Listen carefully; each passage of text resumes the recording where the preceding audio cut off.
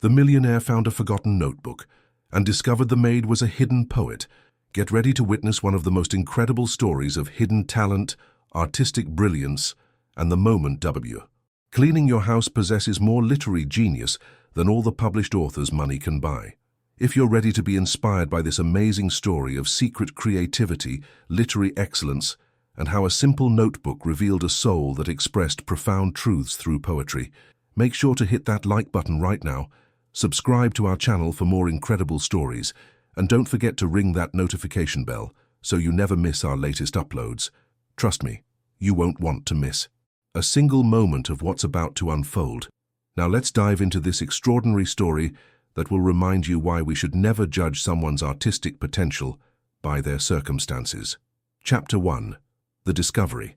The morning California sun streamed through the floor-to-ceiling windows of William Hastings' Malibu mansion as he moved through his home office, preparing for another day of managing his investment empire worth over $2 billion. At 58, William had built his fortune. Through a combination of shrewd business decisions, technological investments, and an unwavering focus on financial success that had left little time for pursuits he considered frivolous or unprofitable. William's penthouse office overlooked the Pacific Ocean from a cliffside location that had cost him $14 million. But he rarely noticed the view during his daily routine of reviewing market reports, conducting video conferences with international partners, and analyzing investment opportunities that could generate millions in returns. Today's schedule included a board meeting with his venture capital firm, followed by a lunch presentation to potential investors in his latest technology acquisition. William approached each day with military precision, using systems and schedules that maximized productivity while eliminating distractions that didn't contribute to business objectives. But as William reached for his briefcase to leave for his first meeting, he noticed something unusual on his desk. A small, worn notebook that he didn't recognize and certainly hadn't placed there himself. The notebook was simple and inexpensive, the kind of composition book that students might use for class notes, with a black and white marbled cover that showed obvious signs of frequent handling. It was completely out of place among William's expensive leather portfolios, crystal paperweights, and high-tech devices that reflected his wealth and status. William's first impulse was to assume that one of his household staff had accidentally left the notebook while cleaning his office. The mistake irritated him because he had explicitly instructed that his workspace should never be disturbed beyond basic dusting and organizing, and certainly not used for storing personal items that belonged to employees. But curiosity overcame his irritation as William opened the notebook to identify its owner so he could ensure that his staff understood the boundaries of their employment more clearly. What he found inside transformed his understanding of everything. The notebook contained poetry, dozens of poems written in elegant handwriting that demonstrated not only artistic sensitivity but literary sophistication that exceeded anything William had encountered during his brief exposure to literature during his undergraduate business education. The first poem he read was titled "Invisible Hands" and described the experience of moving through wealthy homes while remaining unseen by the people who lived there. I dust the frames that hold their memories, polish the silver that reflects their pride, while my own stories remain unspoken, my own dreams carefully set aside. They see the work, but not the worker, the service, but not the soul, never knowing that these hands that clean also write to make hearts whole. William read the poem twice, struck by the elegant language and emotional depth that spoke to experiences he had never considered, from the perspective of the people who maintained his lifestyle. But it was the second poem that truly captured his attention, Ocean View. From mansion windows I watch waves that dance with more freedom than I'll ever know, while dusting furniture worth more than my family will see in years of toil below. The sunrise paints the water gold, a beauty that exists for all to see, yet only those who can afford the view are thought to have the soul to be truly free. But poetry lives in every heart, in maids and millionaires the same, though only some are heard above the whispers of financial shame. William set down the notebook with hands that were slightly shaking, realizing that someone in his household, someone he had never truly noticed or acknowledged as a complete human being, possessed artistic abilities that far exceeded his own cultural sophistication, despite his expensive education and extensive travel. The poems continued for dozens of pages, covering themes that ranged from social inequality and immigrant experiences to profound observations about love, loss, family, and the human condition. Each poem demonstrated not only technical skill in language and rhythm, but emotional intelligence and philosophical depth that challenged William's assumptions about where artistic talent could be found. One poem, titled Two Languages, described the experience of thinking in Spanish while speaking English, using bilingual wordplay and cultural references that revealed sophisticated understanding of both linguistic traditions. En mis sueños hablo español. In my dreams I speak in Spanish verse, while daylight forces English words that feel like wearing someone else's purse. My mother's tongue holds warmth and music. Mi idioma del corazón so true. But bills get paid in English phrases, so I split my soul between the two. William realized that the poems revealed not only literary talent, but complex cultural identity and, personal experiences that he had never bothered to understand despite employing people from diverse backgrounds for years. As he continued reading, William found himself completely absorbed by poetry that was more engaging and emotionally powerful than books he had purchased for thousands of dollars from renowned publishers or poetry collections he had acquired as investment pieces for his art collection. The final poem in the notebook was titled If They Only Knew, and seemed to speak directly to William's growing recognition of his own blindness to the people around him. If they only knew the dreams I carry, while I carry their laundry to fold. If they only saw the poems I write, while I polish their silver and gold. If they only heard the songs I compose, while I dust their expensive art, they might understand that poverty can't diminish a creative heart.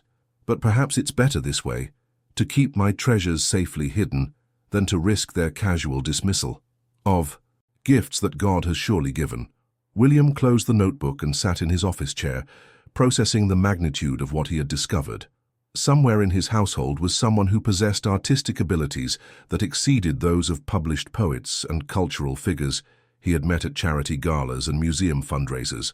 But more than the artistic quality, William was struck by the emotional authenticity and social insight that revealed a perspective on wealth, class, and human dignity that challenged everything he had assumed about the people who worked in service positions.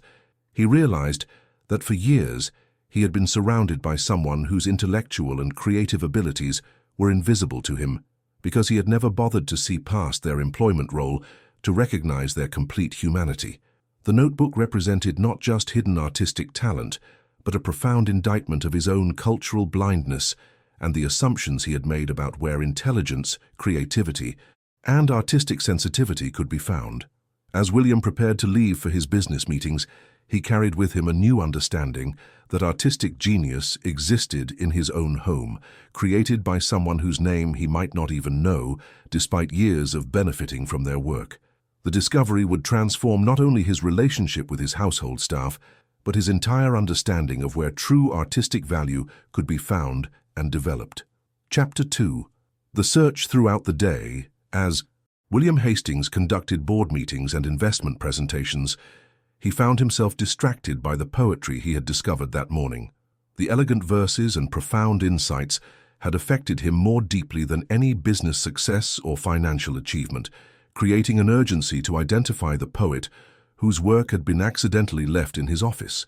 During his lunch meeting with potential investors, William caught himself thinking about the line, "My own dreams carefully set aside," while discussing portfolio optimization and market projections. The contrast between the authentic emotional truth of the poetry and the abstract financial discussions that dominated his daily life had become impossible to ignore.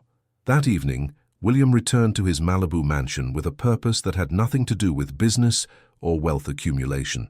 For the first time in years, he was motivated by curiosity about the people who worked in his home rather than just their efficiency in maintaining his lifestyle.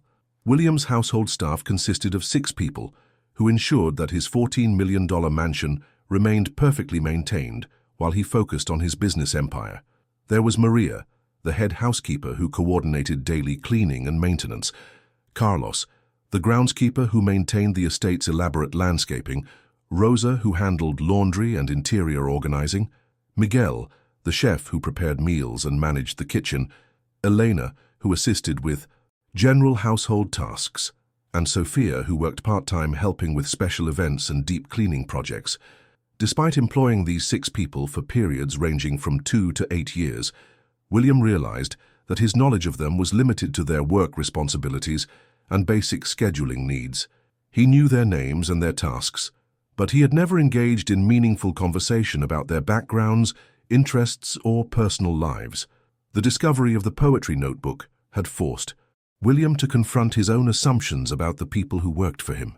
He had always considered himself a fair employer who paid competitive wages and provided decent working conditions, but he had never bothered to recognize his employees as complete human beings with their own talents, aspirations, and creative abilities. "Maria," William said when he encountered the head housekeeper preparing to leave for the day, "I found this notebook in my office this morning, and I'm trying to return it to whoever might have left it there." Maria looked at the composition book William was holding and shook her head politely. "I'm sorry, Mr. Hastings, but that's not mine. Perhaps one of the other staff members was cleaning your office and forgot it." William showed the notebook to Carlos as he finished securing the garden tools, to Rosa as she completed the laundry folding, and to Miguel as he cleaned the kitchen after preparing William's dinner. Each person examined the notebook and politely confirmed that it didn't belong to them. Eleanor, who was organizing supplies in the utility room, also indicated that the notebook wasn't hers, though William noticed a brief flicker of recognition in her expression before she quickly looked away and continued her work. Sophia had already left for the day, so William made a mental note to ask her about the notebook when she returned for her next shift. But as William prepared for bed that evening, he found himself rereading the poems, with growing appreciation for their literary quality and emotional depth. The more he studied the verses, the more he recognized sophisticated techniques in meter, rhyme, and imagery that indicated formal knowledge of poetic traditions combined with natural artistic talent. The poem Two Languages particularly intrigued him because it demonstrated not only bilingual fluency, but understanding of how different languages could be used to create artistic effects that wouldn't be possible in monolingual poetry. The cultural references and wordplay suggested someone who had received substantial education in both Spanish and English literary traditions. William's internet research that evening revealed that the techniques used in the notebook poems were consistent with advanced study of poetry, possibly at the university level, and that several of the cultural and historical references indicated sophisticated knowledge of Latin American literature and social movements. The next morning, William arrived at his office early and spent an hour rereading the notebook before his household staff arrived. The poems seemed to grow more complex and meaningful with each reading, revealing layers of meaning and artistic sophistication that challenged his assumptions about where such talent could be found. When Sophia arrived for her Thursday shift, William was waiting with the notebook to ask about its ownership. Sophia was 28 years old and had been working part-time for William's household for about 6 months. She was responsible for special event preparation, deep cleaning projects, and seasonal maintenance tasks that required additional staffing. William's interactions with her had been limited to basic instructions about work assignments and occasional scheduling discussions. "Sophia, I found this notebook in my office yesterday, and I'm trying to return it to whoever it belongs to," William said, showing her the composition book. Sophia's reaction was immediate and unmistakable. Her face flushed red, her eyes widened with alarm, and she quickly looked away from the notebook as if she had been caught in some kind of transgression. I don't know anything about that, Mr. Hastings," Sophia said quietly, her voice carrying obvious distress despite her attempt to appear casual. But William had spent decades reading people's reactions during business negotiations, and Sophia's response clearly indicated that she not only recognized the notebook, but was deeply concerned about its discovery. "Sophia, are these your poems?" William asked directly, his voice gentle rather than accusatory. The silence that followed stretched for nearly a minute as Sophia struggled with whether to acknowledge ownership of the notebook or continue denying any connection to it. Finally, Sophia's shoulders slumped in resignation, and she nodded slowly without making eye contact. "Yes, sir. I'm very sorry. I must have left it in your office by accident when I was cleaning yesterday. I'll be more careful about keeping my personal items separate from work," she said, clearly expecting to be reprimanded for the mistake.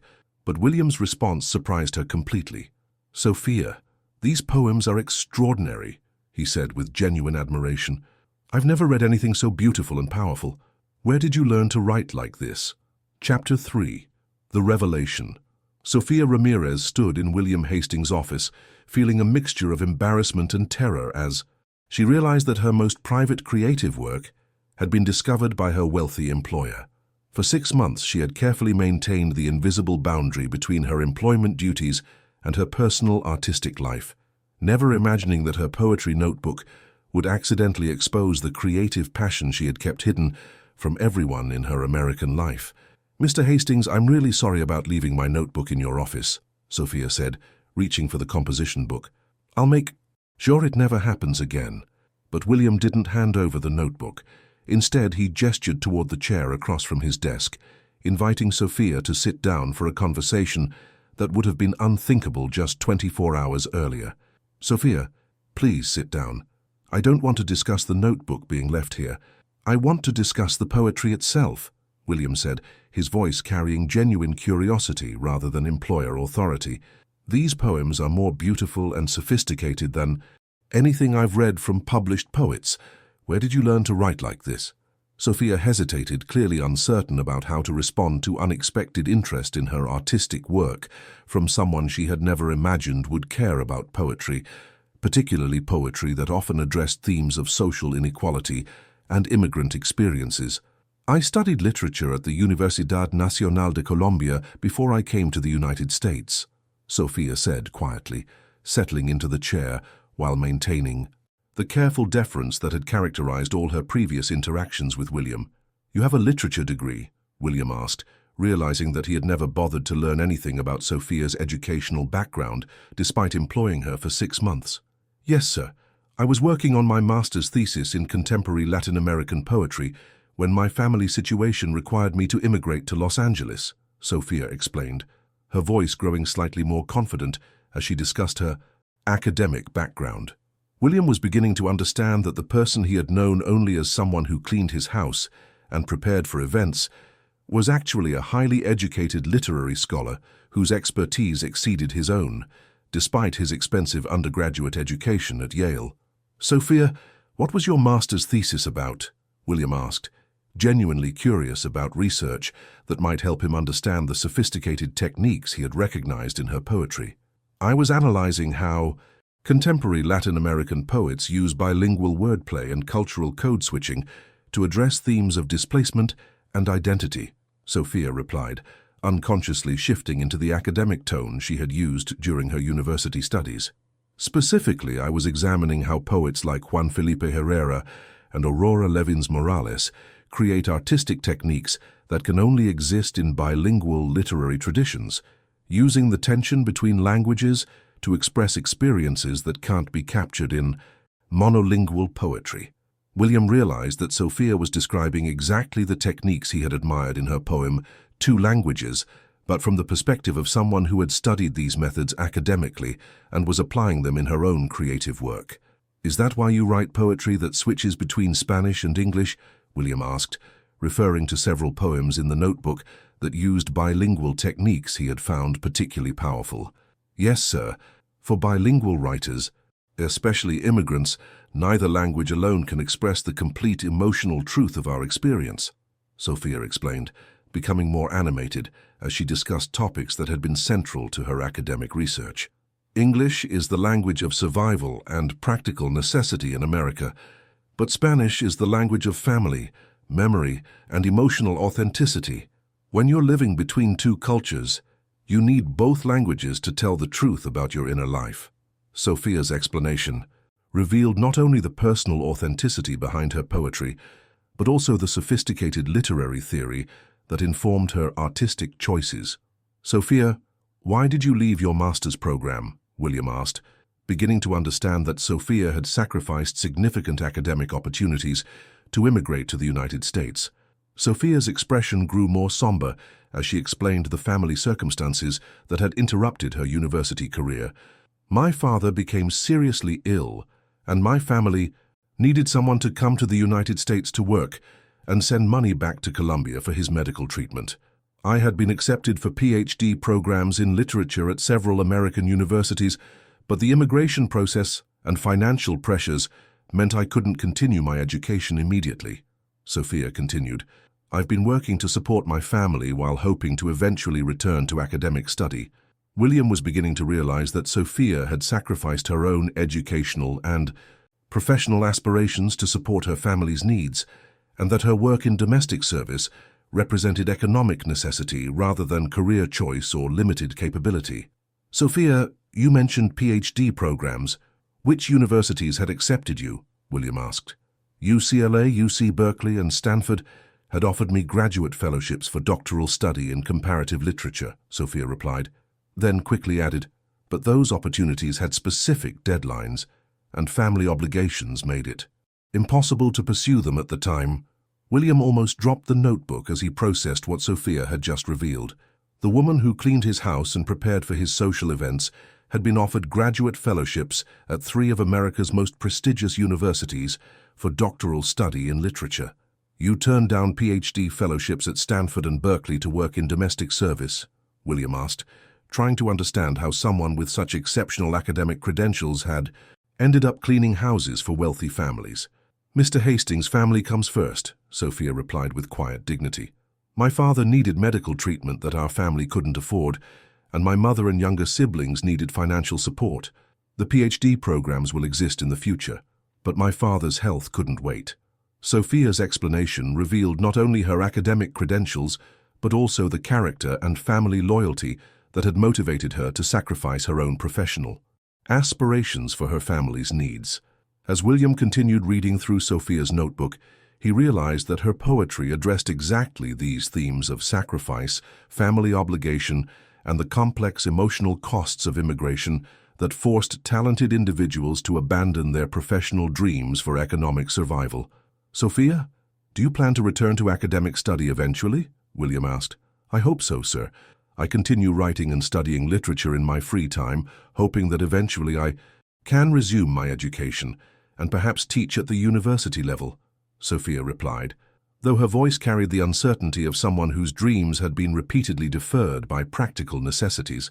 William found himself in the extraordinary position of discovering that his part-time household employee possessed academic credentials and artistic abilities that exceeded those of university professors and published poets he had met at cultural events throughout his wealthy social circles. But, more than her credentials, William was struck by the authenticity and emotional power of Sophia's poetry, which emerged from genuine life experience rather than academic exercise or intellectual pretension. The woman who had been invisible to him for 6 months while cleaning his house and preparing his events had revealed herself to be one of the most talented poets he had ever encountered, whose work addressed profound themes of identity, displacement, and human dignity with artistic sophistication that challenged everything he thought he knew about where true cultural value could be found. Chapter 4. The Opportunity. The conversation between William Hastings and Sophia Ramirez continued for over an hour as William struggled to process the magnitude of what he had discovered about someone he had employed for 6 months without truly seeing. Sophia's revelation of her academic background, literary expertise, and artistic abilities had completely transformed his understanding of the talent and intelligence that existed within his own household.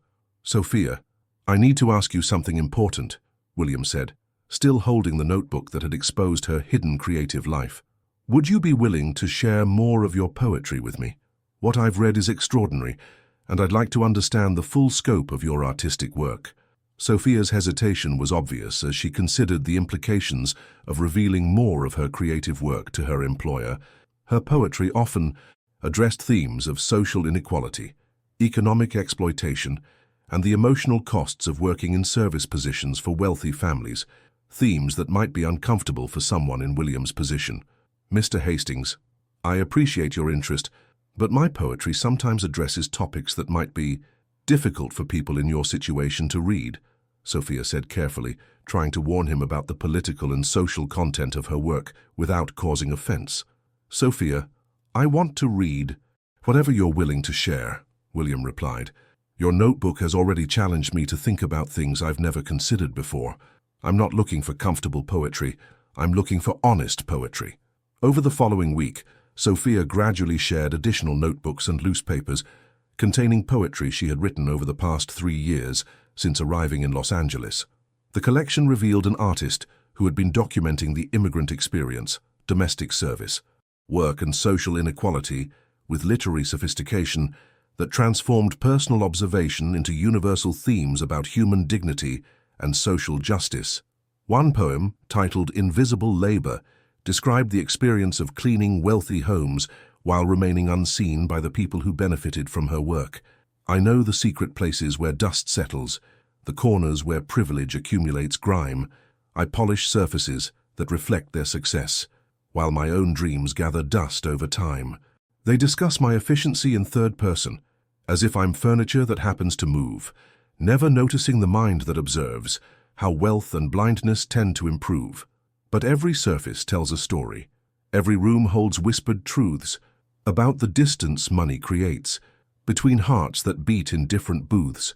Another poem, "Green Card Dreams," addressed the complex relationship between immigration status and artistic aspiration. "My residency card grants me permission to work but not to fully belong, to contribute labor but not perspective, to be useful but not to be strong. PhD fellowships wait in limbo. While I dust the books of those who can choose, my thesis research paused indefinitely, while I polish others' academic shoes. But borders can't contain imagination, and papers can't define a poet's worth. My verses cross all human boundaries, while my body remains tied to this earth." William found himself deeply affected by poetry that provided insights into experiences he had never considered despite employing immigrant workers for years. Sophia's artistic work revealed the emotional and intellectual costs of economic necessity that forced talented individuals to abandon their professional aspirations while serving people who had never questioned their own advantages. But beyond the social commentary, William was struck by the literary quality of Sophia's poetry, which demonstrated mastery of traditional poetic forms combined with innovative techniques that reflected her bilingual cultural background and academic training. "Sophia, your poetry is more powerful and sophisticated than anything I've encountered from published poets," William said during one of their daily conversations, which had become a regular part of his routine. "Have you ever considered trying to publish your work?"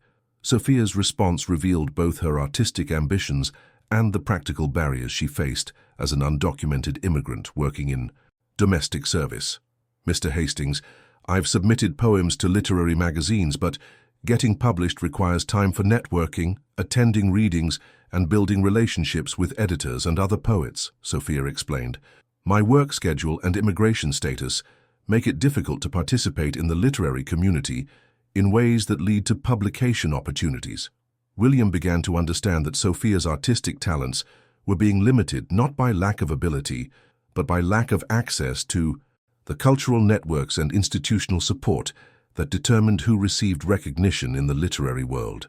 "What if those barriers could be removed?" William asked. "What if you had the time and resources to pursue publication and literary recognition while also continuing your education?" Sophia looked at William with cautious hope, unsure whether he was making a serious offer or simply engaging in hypothetical conversation. "Sir, I would love nothing more than to continue my education and develop my poetry, but I have financial obligations to my family that make it impossible to pursue opportunities that don't provide immediate income," Sophia replied honestly. William had been thinking about this exact issue since discovering Sophia's notebook. He realized that his wealth could easily provide the financial support that would allow Sophia to pursue her academic and artistic aspirations while continuing to support her family. "Sophia, I want to make you an offer," William said, his voice carrying the decisiveness that had characterized his most successful business decisions. "I'd like to provide financial support that would allow you to return to graduate school and pursue your PhD in literature, while also having time to develop your poetry and seek publication. Sophia stared at William in amazement, unsure whether she had understood his offer correctly. "You would pay for me to go back to school?" she asked, her voice barely above a whisper. "I would provide comprehensive support that covers your graduate school expenses, living costs, and financial assistance for your family in Colombia," William replied. "In exchange, I'd like you to consider allowing me to help promote your poetry and connect you with literary networks that could lead to publication and recognition." The offer was more generous than anything Sophia had imagined possible, but she was also cautious about accepting charity that might create complicated obligations or dependencies. "Mr. Hastings, that's incredibly generous, but I need to understand what you would expect in return for such support," Sophia said carefully. William's answer revealed how completely his perspective had been transformed by discovering Sophia's artistic abilities. "Sophia, I've spent my entire adult life accumulating wealth while assuming that cultural sophistication and artistic value could be purchased through expensive collections and exclusive social events," William said. "Your poetry has shown me that the most authentic artistic expression was right here in my own home, created by someone whose talent I never bothered to recognize. What I want in return," William continued, "is the opportunity to learn from you about poetry and literature while helping ensure that your artistic gifts receive the recognition and development they deserve. I want to be part of ensuring that extraordinary talent isn't wasted due to economic circumstances." Sophia realized that William was offering not just financial support, but genuine respect for her artistic abilities and intellectual contributions. The household employee who had been invisible for 6 months was being offered opportunities that would transform her from domestic worker to graduate student and published poet, with support from someone who had finally recognized that artistic genius existed in unexpected places and deserved cultivation regardless of current economic circumstances. Chapter 5. The Transformation. 6 months after William Hastings discovered Sophia Ramirez's notebook, both of their lives had been fundamentally transformed by the recognition and development of artistic talent that had been hidden within the walls of a Malibu mansion. Sophia was now enrolled in UCLA's doctoral program in comparative literature, while William had become one of Los Angeles's most active supporters of emerging literary talent, particularly among immigrant and working-class poets. Sophia's transition from domestic worker to graduate student had been facilitated by William's comprehensive support, which included full tuition for her PhD program, living expenses that allowed her to focus on her studies, and financial assistance for her family in Colombia that removed the economic pressures that had originally forced her to abandon her academic aspirations. But the most significant transformation had been William's discovery of a passion for literature and poetry that gave his life meaning beyond financial accumulation. His daily conversations with Sophia about poetry, literary theory, and artistic expression had awakened intellectual interests that he had never developed during his single-minded pursuit of business success.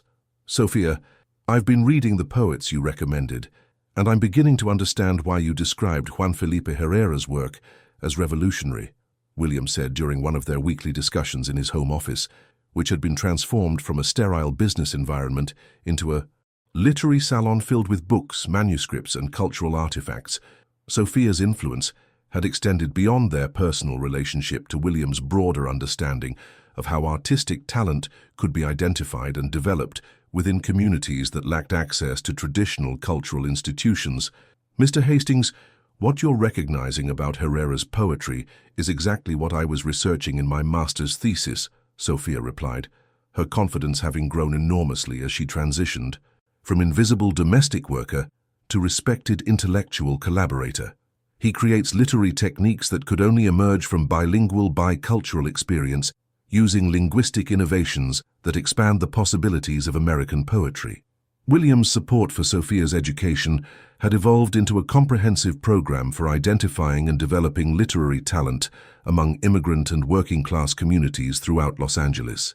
The Hastings Foundation for Literary Excellence had been established with an initial endowment of $50 million to provide scholarships, mentorship, and publication opportunities for poets whose economic circumstances might otherwise prevent their artistic development. Sophia's story made me realize that extraordinary literary talent exists throughout our communities in people whose abilities are invisible to traditional cultural institutions, William explained during the Foundation's launch event, which was attended by university professors, literary editors, and cultural leaders who had come to understand that authentic artistic expression often emerged from experiences that challenged conventional assumptions about where poetry could be found. The Foundation's programs had already identified dozens of poets working in service positions, manual labor, and other employment that didn't reflect their educational backgrounds or artistic capabilities. Each program participant received financial support that allowed them to pursue education and artistic development, while also providing platforms for sharing their work with broader audiences. Maria Santos, a house cleaner who held a literature degree from the University of El Salvador, had been accepted into USC's MFA program with foundation support and was now working on a poetry collection about the immigrant experience in domestic service work. Carlos Rodriguez, a construction worker who had been writing poetry for 20 years while supporting his family, had received foundation funding to complete his bachelor's degree while preparing his first manuscript for publication. Elena Gutierrez, a restaurant worker who wrote poetry about labor conditions and economic inequality, had been selected for a fellowship that provided her with time and resources to develop her artistic voice while working with established poets as mentors. Each of these poets brings perspectives and experiences that enrich American literature while challenging traditional assumptions about where authentic artistic expression can be found, Sophia explained during a presentation at the Association of Writers and Writing Programs annual conference, where she was now recognized as an expert on immigrant poetry and bilingual literary traditions. Sophia's own artistic development had flourished under the mentorship opportunities and academic resources that the Foundation provided. Her poetry collection, titled Invisible Hands, Visible Hearts, had been accepted for publication by a prestigious university press and was generating attention from literary critics who recognized her work as a significant contribution to contemporary American poetry. The poems in Sophia's collection drew directly from her experiences working in domestic service while maintaining her identity as a poet and intellectual, using artistic techniques that transformed personal observation into universal themes about dignity, displacement, and the human costs of economic inequality. Critics were praising Sophia's work for its sophisticated use of bilingual techniques and its authentic representation of immigrant experiences that were often stereotyped or oversimplified in mainstream American literature. Sophia Ramirez has created poetry that expands the boundaries of American literary expression while providing insights into the experiences of people whose voices have been systematically excluded from cultural recognition, wrote Dr. Patricia Martinez in the Los Angeles Review of Books. Her work demonstrates that the most important contemporary poetry is emerging from communities that traditional literary institutions have overlooked. But perhaps the most significant transformation had been William's personal evolution from someone who valued art as investment opportunity to someone who understood literature as essential human expression that deserved support regardless of commercial potential. Before discovering Sophia's poetry, I thought artistic value could be measured by market prices and social prestige, William reflected, during an interview with Poetry magazine about the Foundation's work. I collected expensive art and attended cultural events without understanding that the most authentic artistic expression was occurring in communities I had never bothered to notice. Sophia's notebook taught me that poetry exists wherever people need to express truths about their lives and experiences, William continued. Our responsibility is to create systems that can recognize and develop artistic talent regardless of current economic circumstances or social status. The Foundation's work had attracted attention from universities, literary organizations, and cultural institutions throughout the United States, who wanted to understand how systematic talent identification could enhance literary communities while providing opportunities for voices that traditional publishing and academic systems had historically excluded. William's transformation from businessman focused solely on financial success to cultural philanthropist dedicated to developing literary talent had become a model for how wealth could be used to enhance artistic communities rather than just acquire prestige through expensive collections. Sophia's evolution from invisible domestic worker to published poet and graduate student had proven that artistic genius existed in unexpected places and could flourish when provided with recognition, support, and appropriate opportunities. For development, standing in William's home office, now filled with books of poetry from around the world and manuscripts from foundation program participants, Sophia reflected on the journey that had taken her from cleaning houses while hiding her creative abilities to pursuing her PhD, while preparing for the publication of her poetry collection. The notebook that had accidentally revealed her artistic talents had transformed 2 lives while creating opportunities for dozens of other poets whose abilities might otherwise have remained invisible to the cultural institutions that determined whose voices were heard and valued in American literature. Chapter 6. The Recognition. 1 year after Sofia Ramirez's accidental revelation of her poetic talents, her work had gained recognition that extended far beyond the literary community to influence broader discussions about artistic talent, immigration, and the value of diverse voices in American culture. Standing before an audience of 300 writers, professors, and cultural leaders at the Library of Congress in Washington, D.C., Sophia was about to deliver the keynote address for National Poetry Month about hidden voices in American literature. The transformation had been remarkable not only for Sophia personally, but for the entire community of immigrant and working-class poets who had been discovered through the Hastings Foundation's talent identification programs. Sophia's poetry collection, Invisible Hands, Visible Hearts, had become a critical and commercial success, earning recognition from the National Book Critics Circle and establishing her as one of the most important contemporary voices addressing themes of displacement, labor, and cultural identity.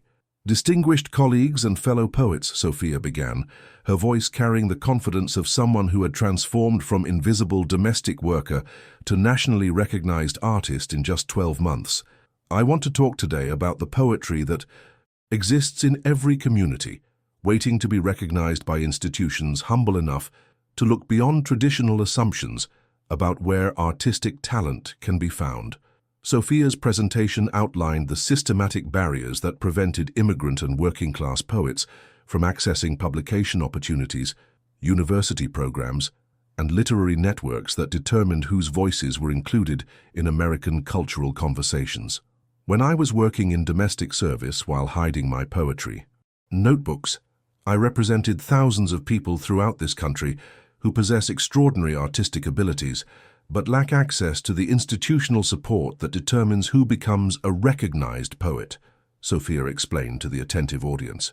The issue isn't lack of talent or artistic sophistication, it's lack of recognition systems that can identify and develop abilities that exist outside traditional educational and social pathways.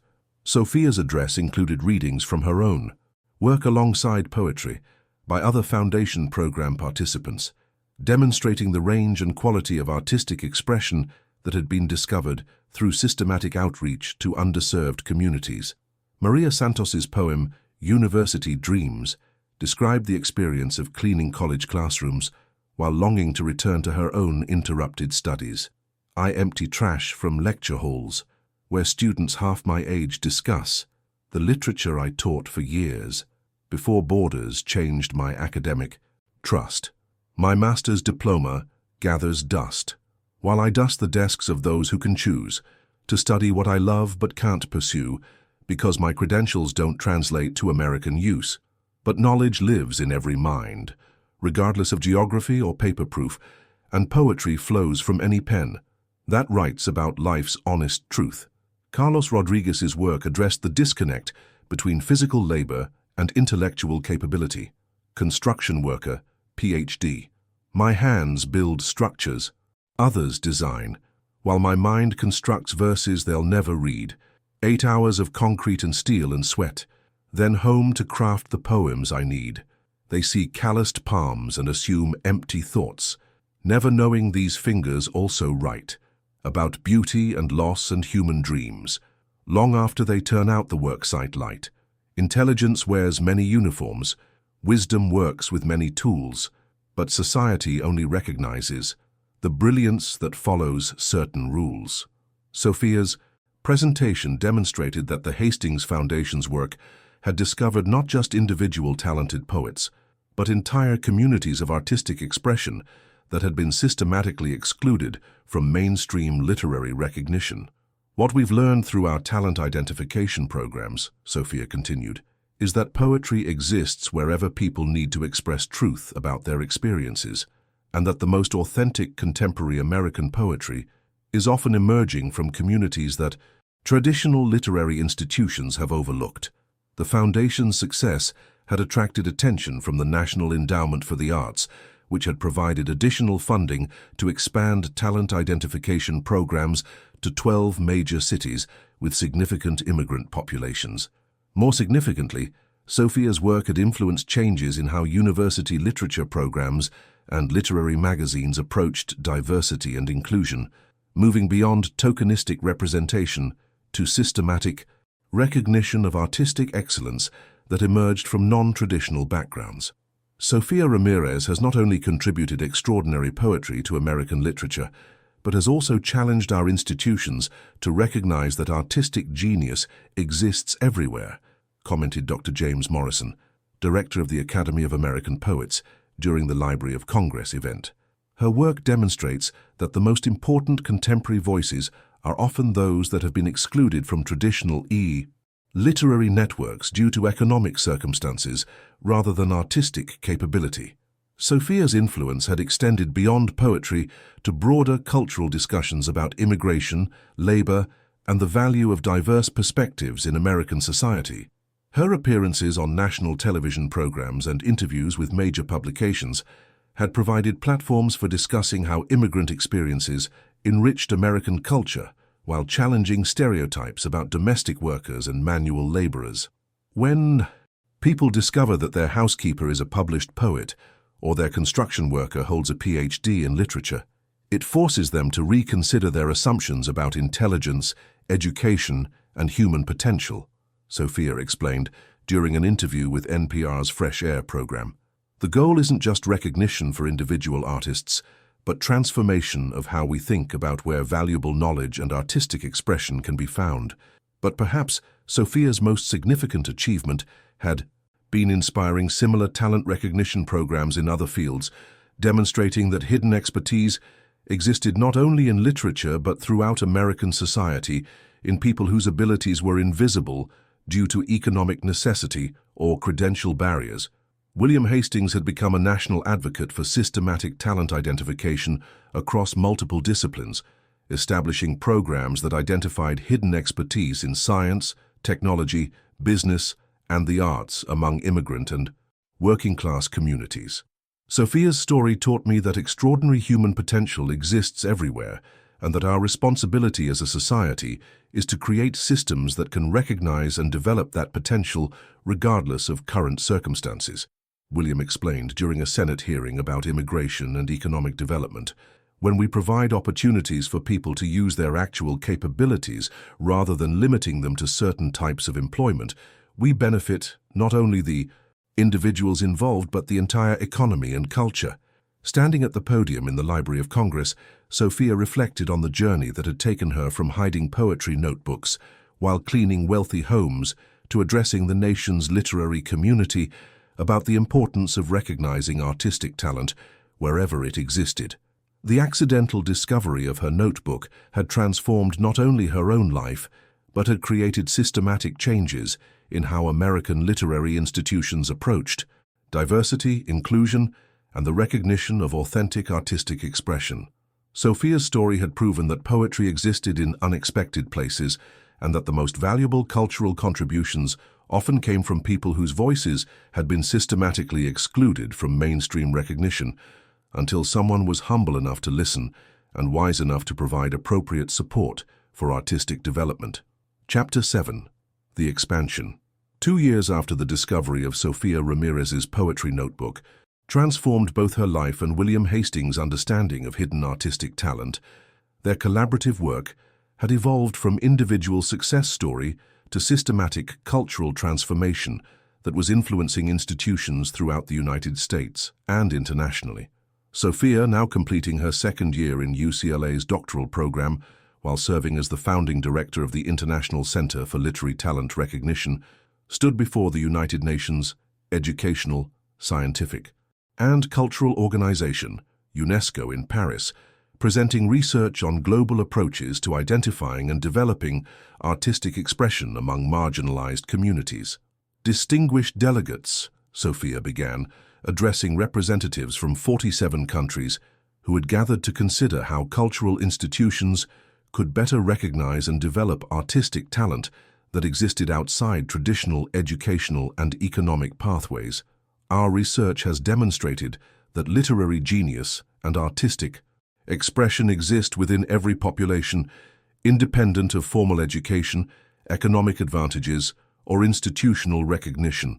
The presentation outlined systematic approaches to talent identification that had been implemented across 12 countries, demonstrating how recognizing diverse forms of artistic expression could enrich cultural communities while providing economic and educational opportunities for individuals whose abilities had been overlooked by traditional systems. Sophia's work with the Hastings Foundation had expanded far beyond poetry to include music, visual arts, theater, and creative writing, discovering extraordinary artistic abilities among immigrants, refugees, and working-class communities whose talents had been invisible to mainstream cultural institutions.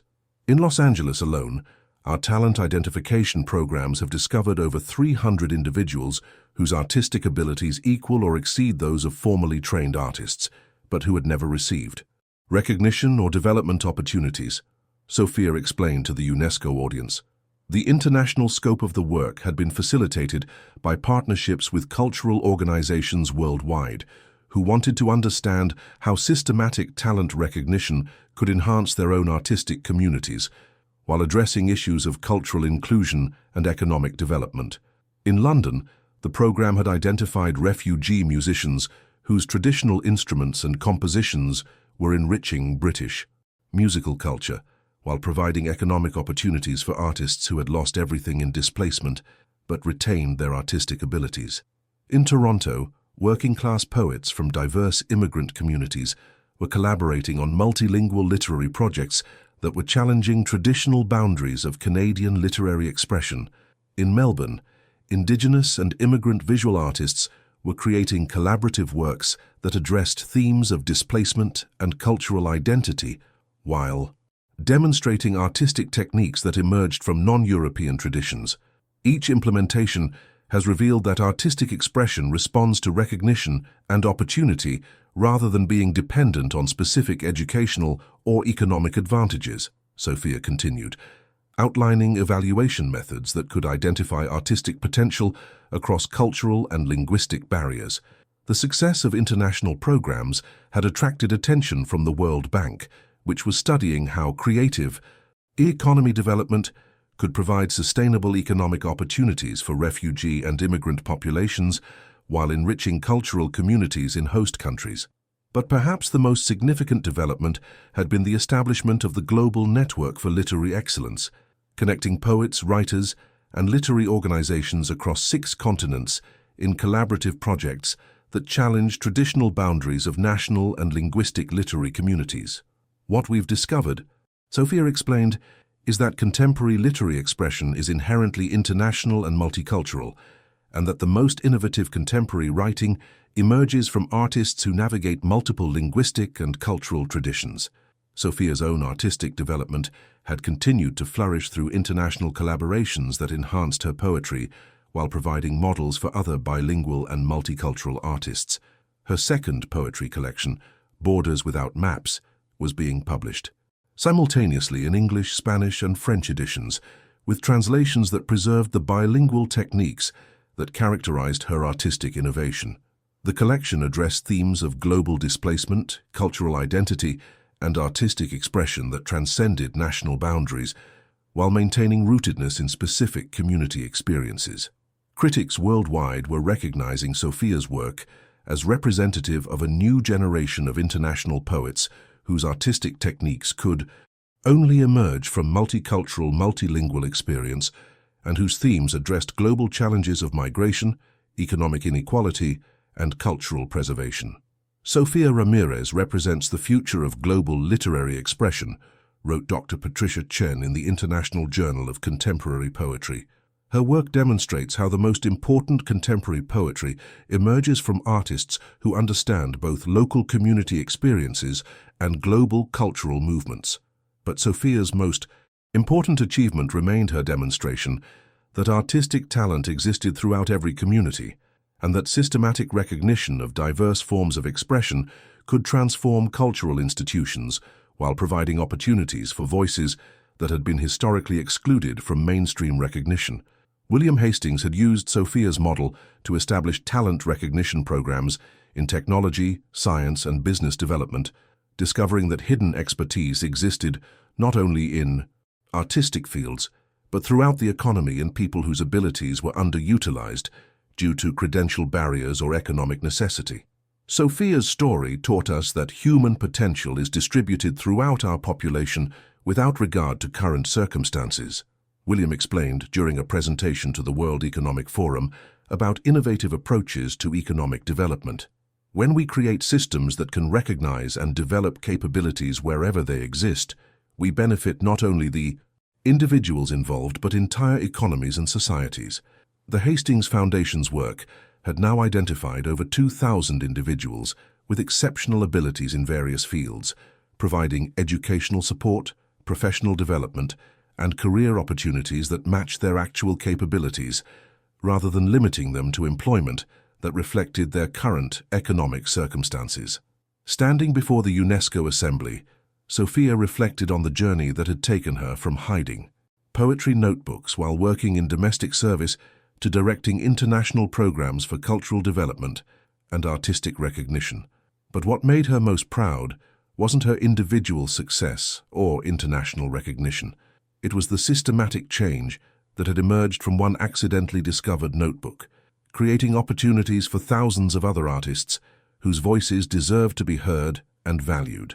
My story is remarkable only because it represents countless other stories of hidden talent that remain undiscovered, Sofia concluded her UNESCO presentation. Our responsibility as cultural institutions and global communities is to create systems that can recognize and develop artistic expression wherever it exists, because the voices we haven't heard yet may be exactly the ones our world needs most. The woman who had been invisible while cleaning a millionaire's mansion had become a global advocate for recognizing artistic genius in unexpected places, proving that poetry existed everywhere, and that the most valuable cultural contributions often came from people whose talents had been overlooked until someone was wise enough to pay attention and generous enough to provide appropriate support for artistic development. Chapter 8. The Legacy. 5 years after William Hastings discovered Sofia Ramirez's forgotten poetry notebook, their story had become a symbol of how recognition and support for hidden artistic talent could transform not only individual lives but entire cultural communities and social understanding of where creativity and genius could be found.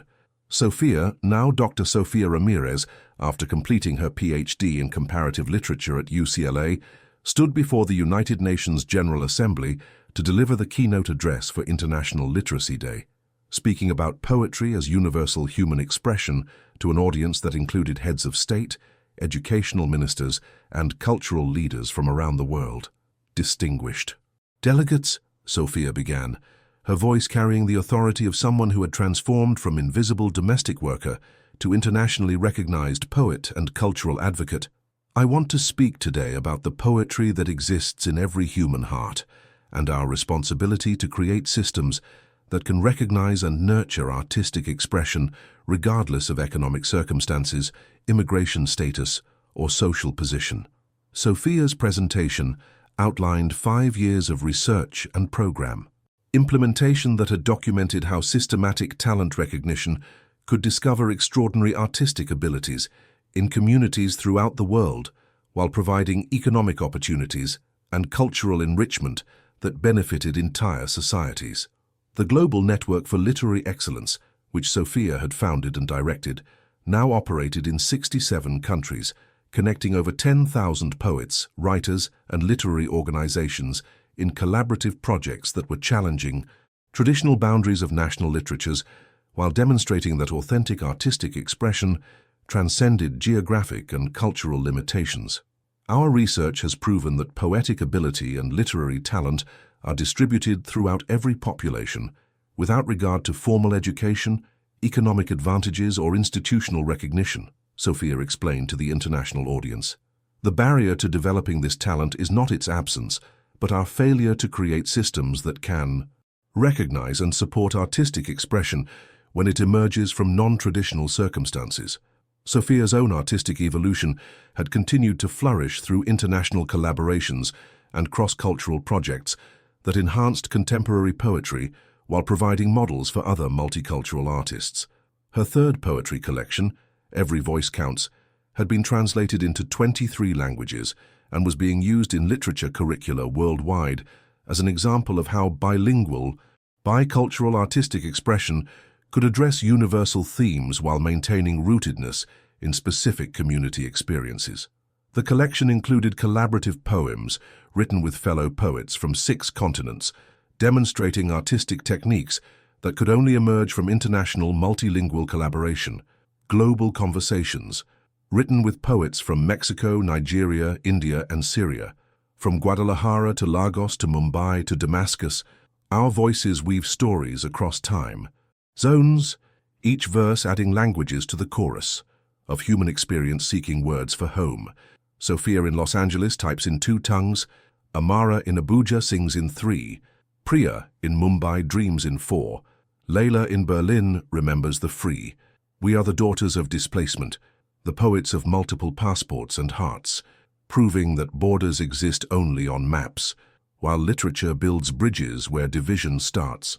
But Sophia's most significant achievement remained her demonstration that systematic approaches to talent recognition could transform how societies understood and developed human potential across all fields of endeavor.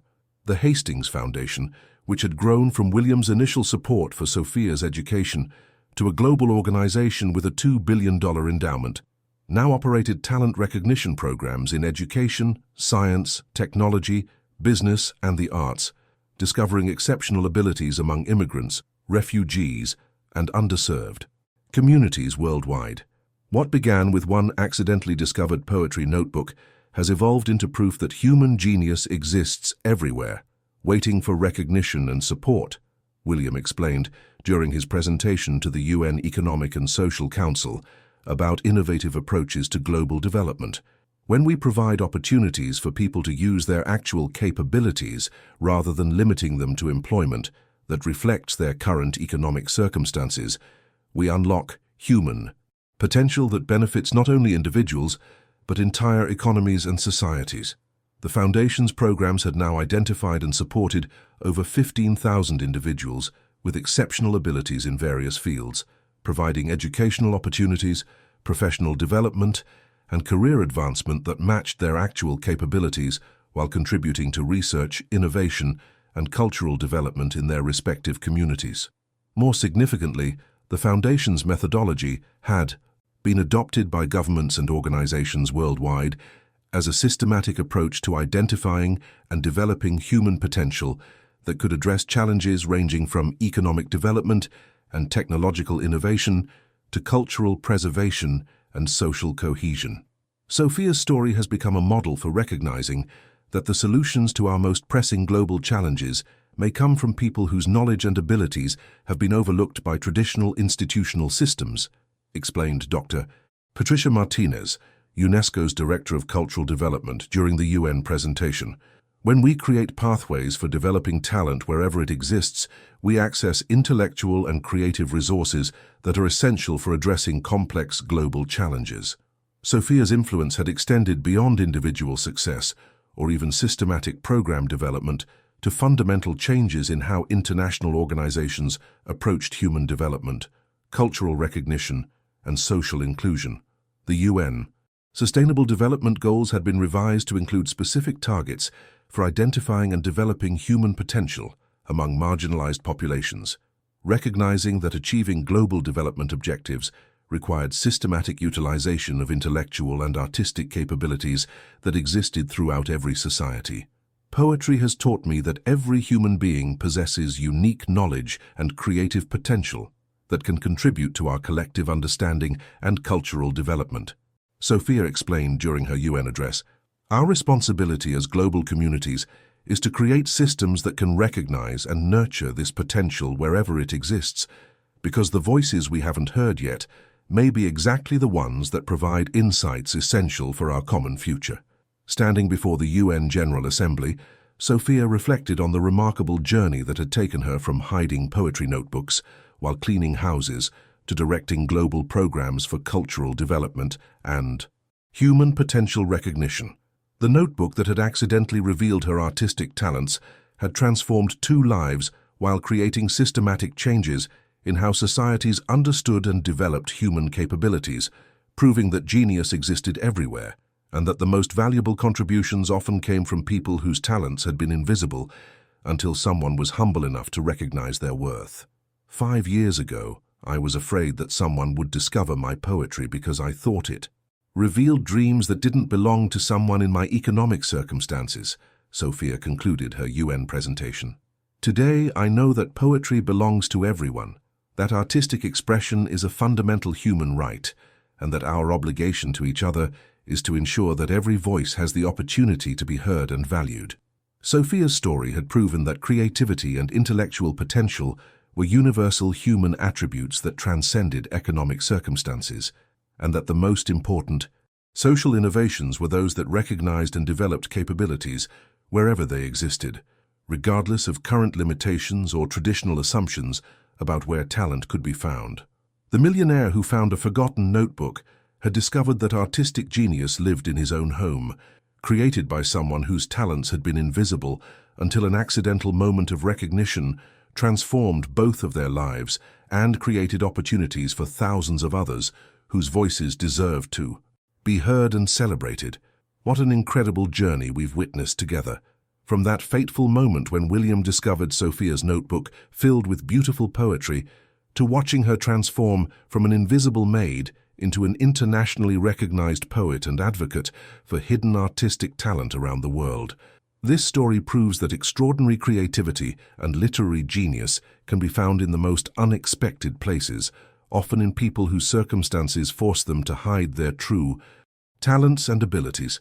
Sophia's transformation from someone who cleaned houses while secretly writing poetry to becoming a global leader in recognizing and developing artistic talent shows us that human potential exists everywhere, waiting for recognition and support. Her story reminds us that the person serving our coffee, cleaning our offices, or working in any service position might possess exactly the kind of creative brilliance and intellectual depth that could enrich our culture and change our understanding of the world. If this story inspired you as much as it inspired me, please show your support by hitting that like button and subscribing to our channel for more incredible stories of hidden talent and unexpected genius. Share this video with someone who needs to remember that artistic ability and creative potential exist in every community, regardless of economic circumstances. And remember, you might encounter extraordinary artistic talent today without even realizing it. The question is, are you paying attention to the creativity and brilliance that exist around you, or are you missing opportunities to recognize and support the poets, artists, and creative minds whose talents are waiting to be discovered and celebrated?